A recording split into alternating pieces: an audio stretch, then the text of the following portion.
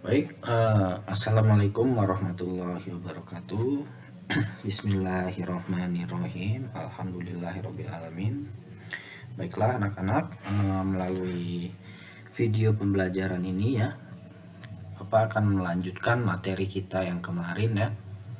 Kemarin kita sudah sampai ke pembuatan neraca saldo serta pembuatan neraca lajur. Nah, di sini kita akan masuk ke tahap yang terakhir ya, yaitu menyusun laporan keuangannya ya. Adapun laporan keuangan yang akan saya bahas di sini adalah laporan laba rugi ya, perubahan modal serta menyusun laporan posisi keuangan ya. Oke. Lalu bagaimana cara menyusunnya? Di sini ada beberapa langkah ya. Identifikasi langkah yang kita perlukan untuk menyusun laporan keuangan tersebut. Pertama ya, langkah pertama di sini kita perlu memiliki data neraca saldo penyesuaian serta neraca lajur ya. Nah, ini kita perlu data dari dua neraca ini ya. Tapi sebenarnya dengan menggunakan neraca saldo setelah penyesuaian saja sebenarnya sudah cukup ya, atau neraca lajur saja sudah cukup. Kemarin kan sudah saya jelaskan, neraca saldo penyesuaian serta neraca lajur ini merupakan kedua neraca yang dibuat untuk saling melengkapi ya, dengan tujuan agar penghitungan dan penyesuaian yang sudah dilakukan itu sudah benar ya. Nah, kita dapat data neraca saldo setelah penyesuaian ini juga sudah cukup ya untuk menyusun laporan keuangan ya. Yang kedua, nah dari neraca saldo penyesuaian serta neraca lajur ini ya, kita perlu mengidentifikasi ya akun untuk disajikan di laporan laba rugi dan mana akun yang disajikan di laporan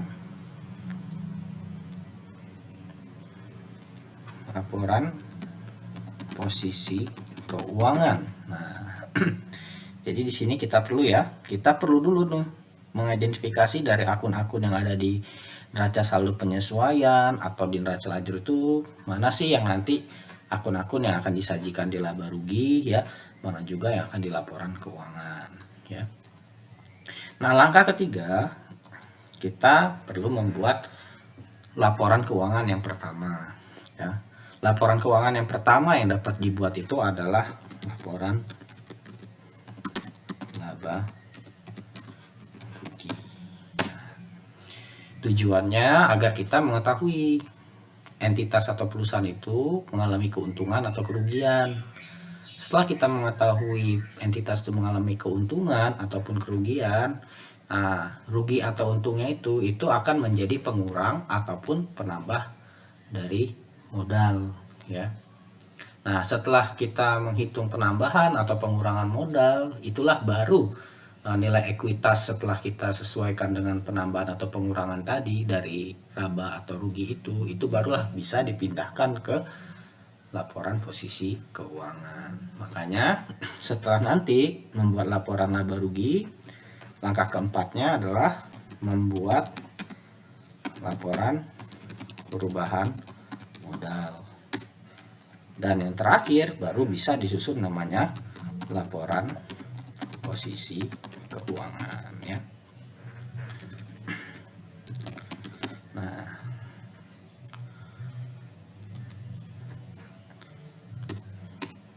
inilah langkah-langkah penting ya dalam menyusun laporan laba rugi yang terdiri dari laporan keuangan yang terdiri dari laba rugi, perubahan modal serta posisi keuangan. Nah, laporan keuangan inilah yang penting ya, cukup wajib disajikan di laporan keuangan untuk sebuah entitas ya. ini perlu untuk dibuat. Nah, di sini kita akan belajar nih bagaimana cara nyusunnya ya. Nah, dari pertemuan yang kemarin ya, kita menyambung dari pertemuan kemarin ya. Di sini kita akan coba ya melanjutkan ilustrasi yang kemarin ya. Kemarin itu kan kita sudah, nah ini ya, yang kita pas belajar di membuat neraca itu sudah ada ininya nih, neraca saldo ya setelah penyesuaiannya. Nah, kita pakai aja nih yang ini, yang kemarin ya, lanjutan yang kemarin. Sekarang kita akan coba untuk menyusun laporan keuangannya ya. Nah, ini coba kita pindahkan ya. Nah, kita pindahkan ke sini.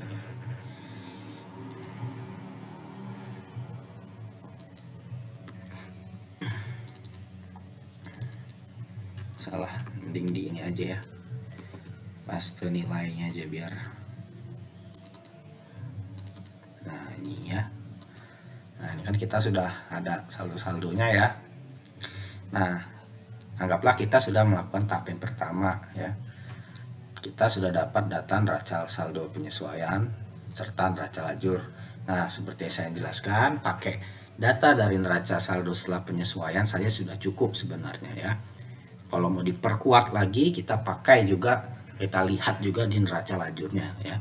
Tapi dengan ini saja sudah cukup ya. Asumsinya ya perhitungan saldo ini sudah benar ya.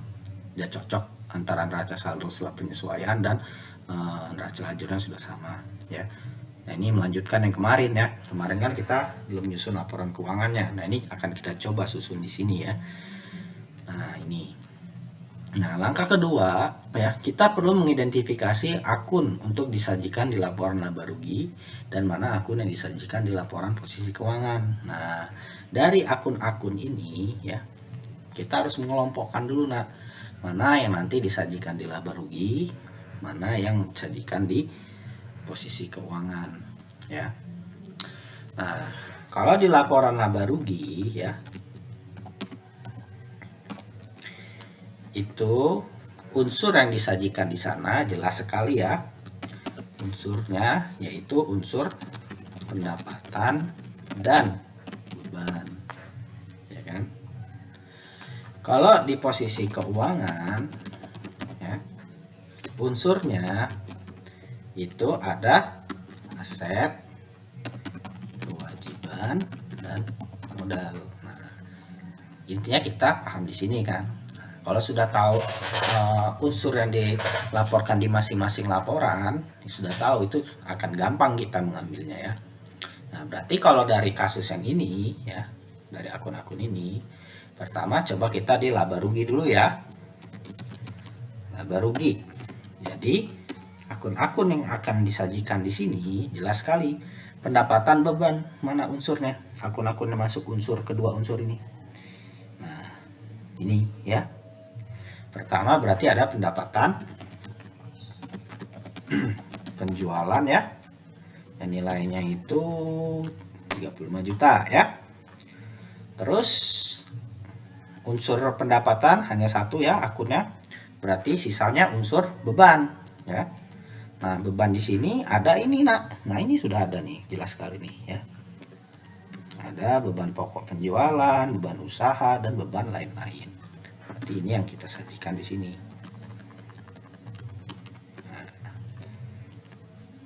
Nah, ya. Ini yang untuk di laba rugi. Ya. Nah, terus sisanya berarti ini masuk di neraca nantinya, atau neraca ini nama lainnya adalah posisi keuangan. Ya, kecuali ini kan udah di laba rugi ya. Nah, berarti sisanya nih kayak kas, persediaan, piutang, aset tetap ya. Ini jelas dia akan masuk di neraca kalau begitu ya. Nah,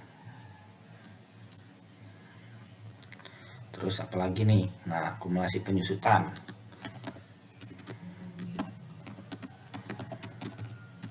Penyusutan aset tetap ya. Nah, ini berapa nilainya? Nah, pindahkan dulu. Kita kelompokkan dulu ya. Terus utang usaha, utang bank, modal disetor. Nah, ini kita pindahkan semua. Ini akan masuk ke sebagai akun-akun yang ada di laporan posisi keuangan ya. Nah, ini sudah kita kelompokkan ya.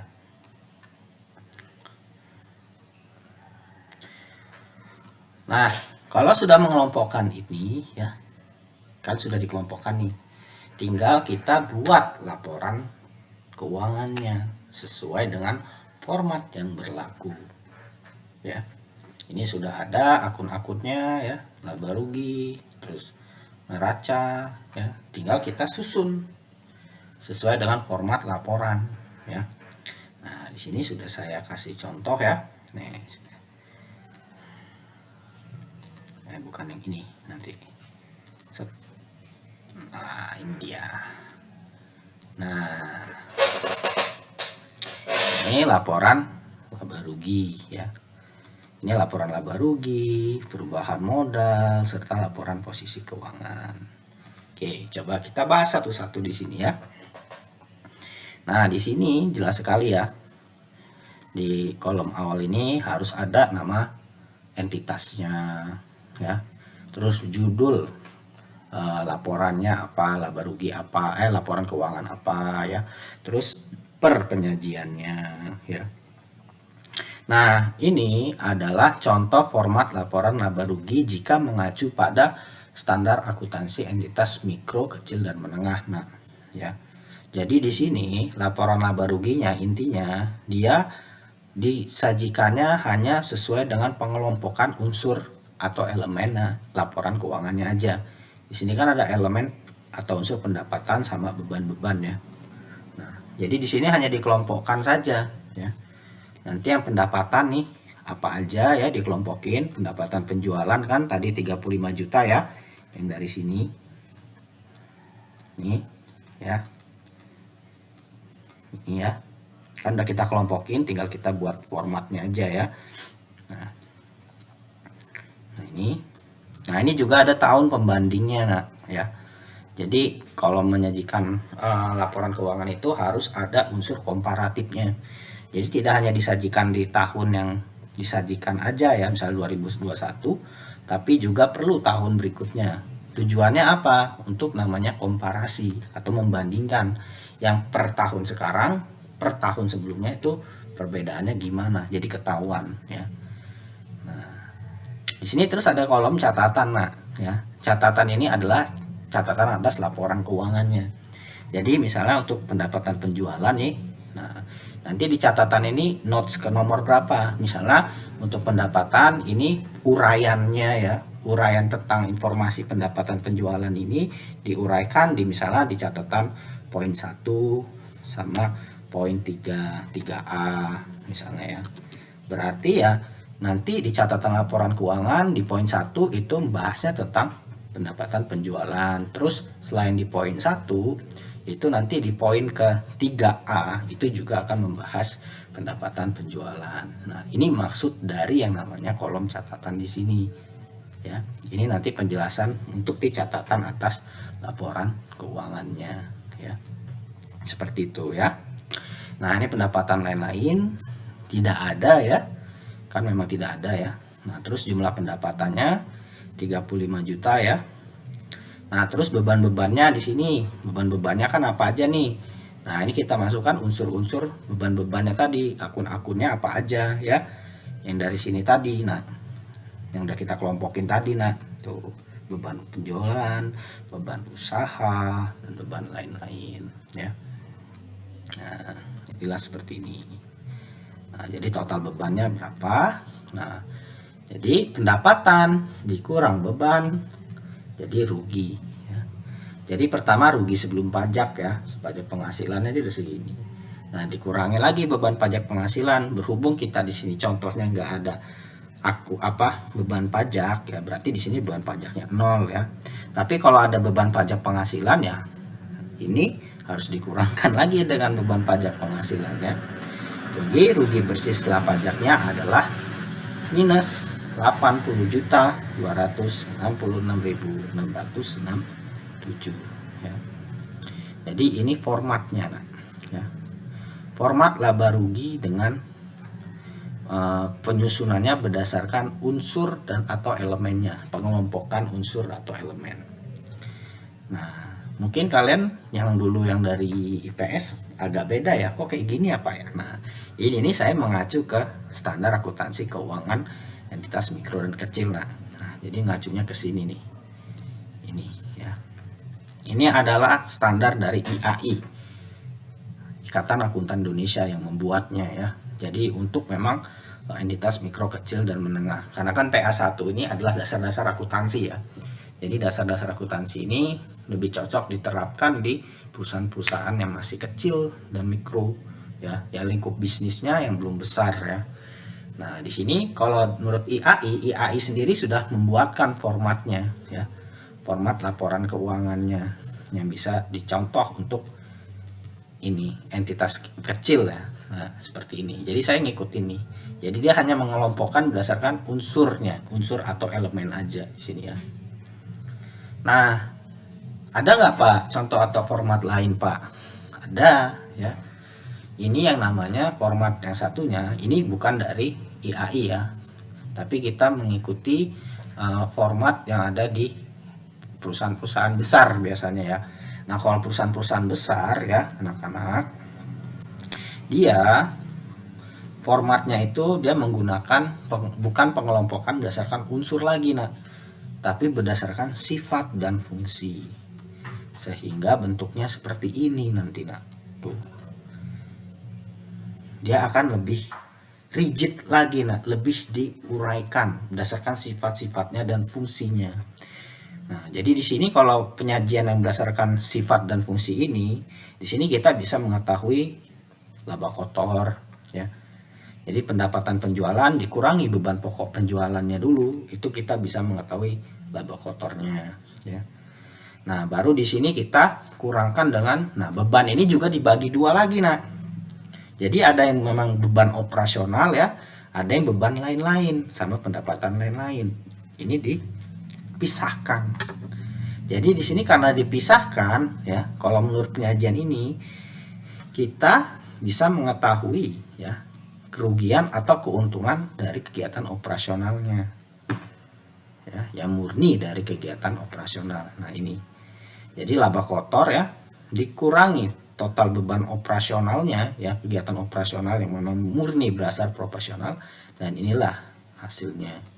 Dan di sini kebetulan hasilnya rugi ya, jadi kerugian operasional ya. Nah, baru nanti kerugian operasional ini atau keuntungan operasional atau laba operasional ini ditambahkan dan juga dikurangkan dengan beban atau pendapatan lain-lain yang di luar operasional ya. Ini ya. Nah, biasanya pendapatan atau beban lain-lain ini ya seperti beban bunga, beban keuangan ya, atau pendapatan dividen, pendapatan keuangan yang intinya di luar dari kegiatan operasional perusahaan ya. Itu masuk ke kelompok di sini penyajiannya ya. Nah, total pendapatan atau beban lainnya sekian. Nah, barulah kehitung rugi bersih sebelum pajaknya. Baru dikurang pajak penghasilan ya, bebannya, baru rugi setelah pajak. Ya. Nilainya sama aja ya. Hanya yang membedakan adalah bentuk penyajiannya. Kalau yang tadi yang menurut SAK ya, memang itu lebih sederhana ya. Mungkin karena ini diperuntukkan untuk perusahaan-perusahaan mikro dan kecil ya, yang kompleksitas bisnisnya tidak ribet ya. Jadi penyajiannya ya sesuaikan saja dengan pengelompokan ya. Hanya dikelompokkan mana yang masuk pendapatan, mana yang beban-beban, udah hanya seperti itu aja ya. Jadi ini lebih sederhana, dan kalau menurut saya pribadi ya, untuk yang memang cocok sekali ini untuk perusahaan-perusahaan kecil ya, mikro dan kecil. Nah ini jadi untuk penyajian dari laba rugi ya nak ya. Jadi nanti saya nggak mempermasalahkan ya, kalian mau menyajikan yang bentuk yang mana ya, atau bentuk yang sesuai fungsi dan sifat ya, atau laba ruginya hanya berdasarkan ya pengelompokan unsur-unsurnya aja ya. Pendapatan dikelompokkan dulu, beban-beban dikelompokkan, tidak masalah. Intinya di sini kita bisa mengetahui dia rugi atau untung kinerjanya ya, seperti itu. Nah, ini tuh penyajian di laba ruginya. Nah, setelah kita mengetahui ini, nah, oh ini kan perusahaan rugi ya. kerugian, nah kita bisa menghitung perubahan modalnya ya. Dan ini ada di laporan perubahan modal.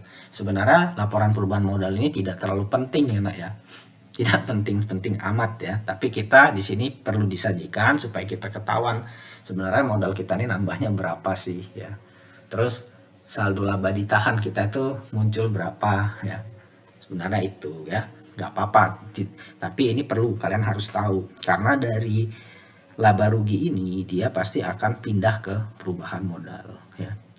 Nah, dari perubahan modal ini kita bisa mengetahui pertama nih modal disetornya ya, nilainya berapa awalnya.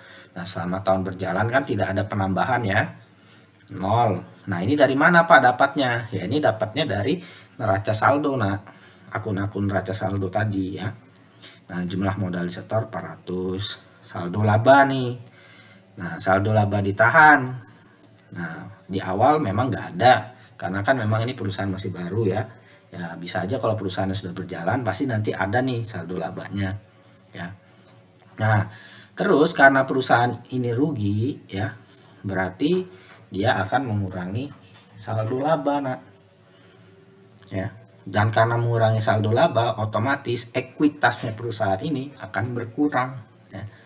Berkurang berapa nih? 80 juta karena dia rugi ya.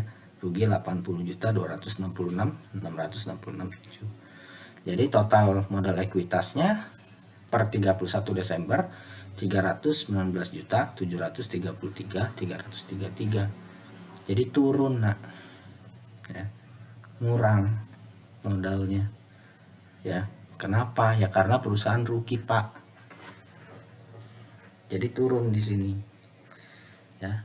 Nah, kalau kita udah tahu nih ya nilai modal atau ekuitasnya ya per 31 Desembernya ya, entah itu naik atau turun, barulah kita bisa mindahin total atau modal ekuitas ini dipindahkan ke kolom laporan neraca nih. Nah ya, ini. Nah, ini akun-akun ini ya berdasarkan tadi yang kita kelompokkan tadi ya, yang masuk ke laporan posisi keuangan kan terdiri dari unsur aset, kewajiban ya, dan ekuitas atau modal ya. Nah, di sini ada asetnya ya. Asetnya berapa ya kita pindahkan aja, kan kita udah ngelompokin tadi ya. Nah, yang perlu kalian perhatikan ya, ini adalah akun akumulasi penyusutan aset tetap. Nah, ya. Jadi akumulasi penyusutan ini adalah sebuah kontra akun. Dia akan menjadi kontra dari sebuah akun yang lainnya. Nah, karena akumulasi penyusutan aset tetap, nah berarti dia menjadi kontra akunnya aset tetap ya. Jadi dia ini akan mengurangi nilai 300 juta ini ya. Makanya pasangannya nanti aset tetap pasti ada akumulasi penyusutannya. Dan akumulasi penyusutan ini dia akan sifatnya mengurangi aset tetap yang disusutkannya. Nah, karena ini kan aset tetap ya, berarti akumulasi penyusutan aset tetap. Berarti ini akan mengurangi nilai ini ya. Makanya di sini minus dia. Ya. Jadi seperti itu ya.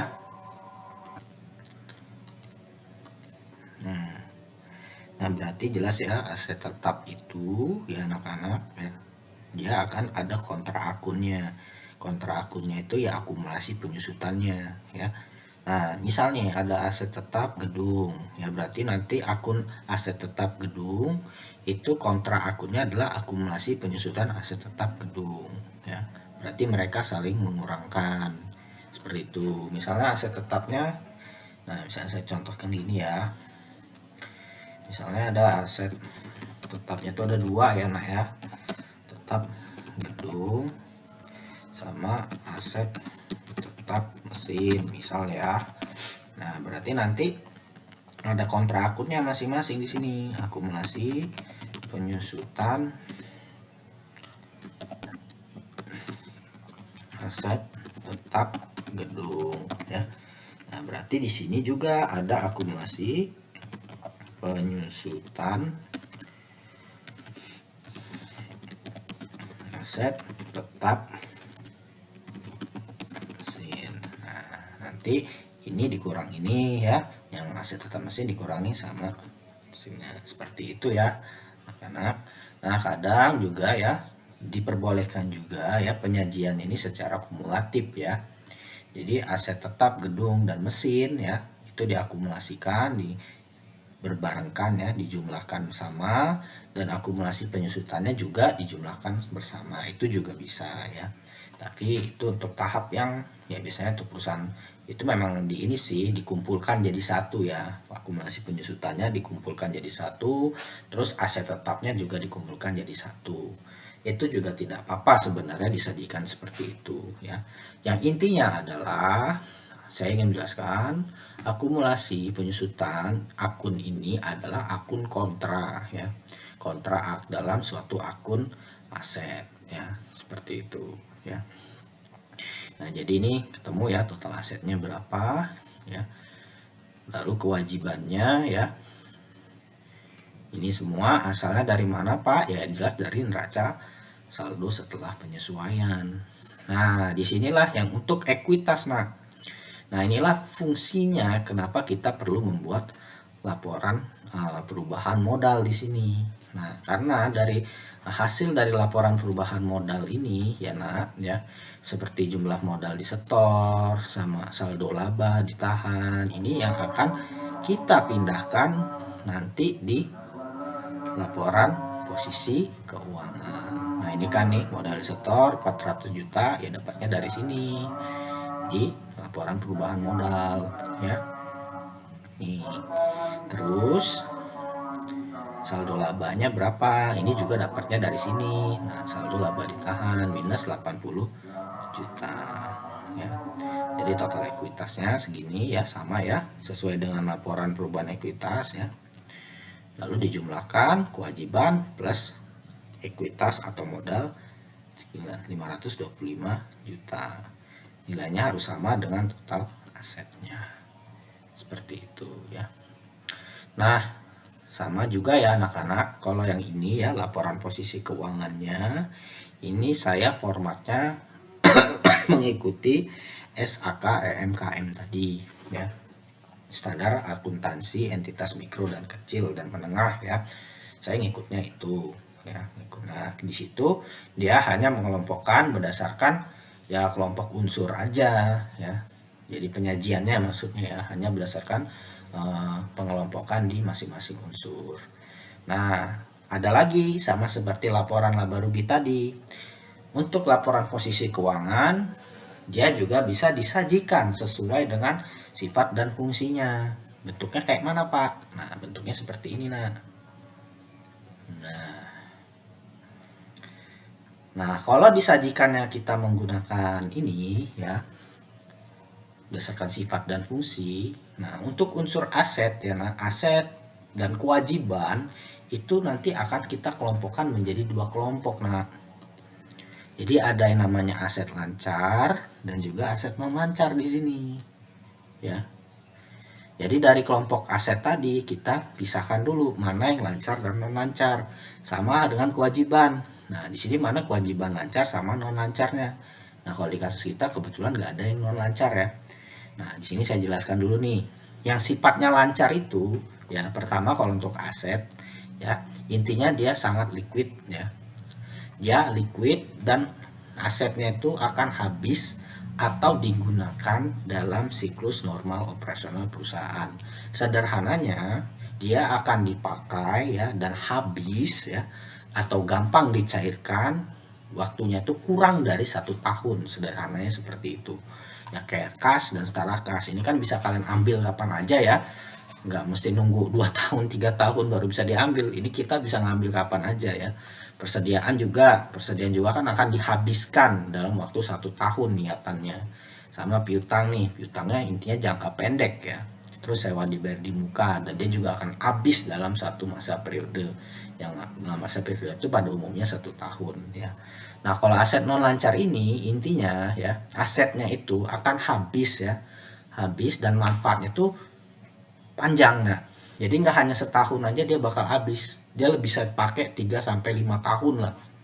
Ya. Makanya di sini aset tetap itu masuknya aset non lancar ya. seperti itu. Misalnya mesin juga kan jarang mesin yang umurnya cuma setahun kan, manfaatnya cuma punya setahun, dipakainya juga cuma bisa setahun, itu jarang ya. Ya pasti ya lebih dari 1 tahun lah, mesin tuh 5 tahun ya. Nah itu makanya masuk aset memancar ya. Nah baru totalkan di sini ya. Sama halnya dengan kewajiban. Nah kalau kewajiban ini membedakan lancar sama tidak lancarnya sederhananya, intinya kapan kewajiban itu bakal dilunasi ya. Sederhananya gampangnya kapan dia dilunasi dan selesai kewajibannya. Kalau dia bakal lunas, jangka waktu hutangnya cuma kurang dari 1 tahun ya, itu dia masuknya lancar. Kalau hutangnya lebih dari setahun ya, itu tidak lancar berarti. Biasanya kalau kewajiban yang tidak lancar itu ya kalau hutangnya itu hutang besar ya, yang hutang-hutang obligasi ya dan lain-lain, atau hutang pembiayaan, itu biasanya waktunya panjang ya, lunasnya itu lebih dari 3 tahun 2 tahun ya, itu nanti masuk kewajiban non lancar ya. Jadi itu aja bedanya sebenarnya ya. Dan sekali lagi kalau yang ini adalah format dari PSAK ya. Jadi untuk perusahaan-perusahaan besar itu dia wajib dipisahkan berdasarkan fungsi dan sifatnya ya. Baik itu laporan posisi keuangan maupun laporan laba rugi ya. Jadi ada perbedaan di sini ya. Nah, itulah ya. Ini jadi untuk yang menyusun di laporan keuangan ya. Kita untuk materi kali ini ya, yang kedua ini fokusnya adalah bagaimana caranya nyusun nih laporan keuangan ini ya. Jadi sebenarnya kalau yang pentingnya, yang perlu kalian pahami banget itu adalah tiga laporan ini sebenarnya ya. Laporan posisi keuangan, laba rugi ya. Nah, kalau CALK ini ya, ini adalah atau catatan atas laporan keuangan ini ya. Ini saya kasih contoh ya. Ini sebenarnya penting juga ya. Tapi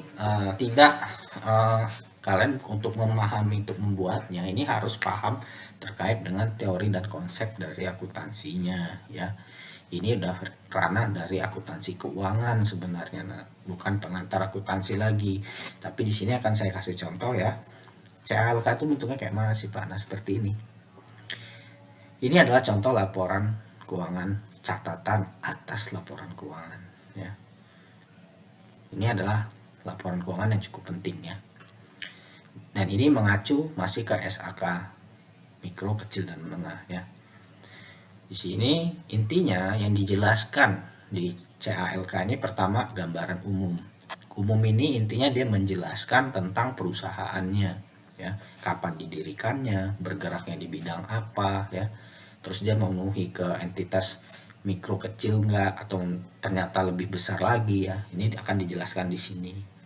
Nah, poin kedua ya, ini menjelaskan ikhtisar kebijakan akuntansi penting ya.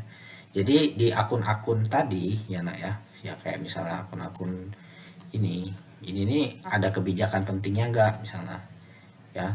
Misalnya terkait dengan persediaan, kebijakannya seperti apa tentang persediaan ini ya. Terus piutang, ada nggak kebijakan yang perlu diuraikan ya. Terus sewa dibayar di muka. Nah inilah yang akan diuraikan ya di CALK ini ya. Nah di sini pernyataan kepatuhan, dasar penyusunannya ya. Piutang, nah piutang kan dijelasin nih, piutang disajikan berdasarkan jumlah yang ditagihnya ya kan. Persediaan, nah di sini diuraikan persediaan itu isinya apa aja ya. Nah ini kebijakan-kebijakannya. Barulah poin yang ketiga ya. Nah ini membahas uraian masing-masing akunnya. Nah misalnya kas nih. Kas ini terdiri dari apa aja? Kas kecil, mata uang rupiah, jumlahnya berapa ya. Terus giro, ini di bank mana, berapa rupiah nilainya ya. Terus piutang nih, piutang ini piutangnya terdiri dari toko apa aja, jadi rinciannya ya. Nah jadi sebenarnya ada 1, 2, 3, ada 3 poin ya. Dan masing-masing poin ini ya atau sub ini memiliki sub poinnya. Misalnya 3A ini adalah kas, 3B itu adalah giro, 3C adalah deposito. Seperti itu ya. Nah, inilah yang jadi catatan-catatan yang ada di notes yang ini, nah itu ya. Jadi seperti itu. Oke, mungkin itu saja ya untuk materi kita tentang penyajian laporan keuangan ya. Di sini kita sudah membahas sampai ke penyajian laporan keuangannya. Nah, di sini juga nanti kalian akan saya sajikan sebuah latihan ya. Latihan bagaimana, kan kalau terakhir kemarin kalian latihannya adalah sampai penyesuaian ya. Nah, sekarang bagaimana cara dari kalian menyusun dari neraca saldo setelah penyesuaian itu menjadi sebuah laporan keuangan. Dan di sini nanti saya minta laporan keuangannya formatnya berdasarkan format pengelompokan unsur dan juga format berdasarkan sifat dan fungsi dari masing-masing akun ya. Oke, mungkin itu saja dari saya. Saya akhiri. Wassalamualaikum warahmatullahi wabarakatuh.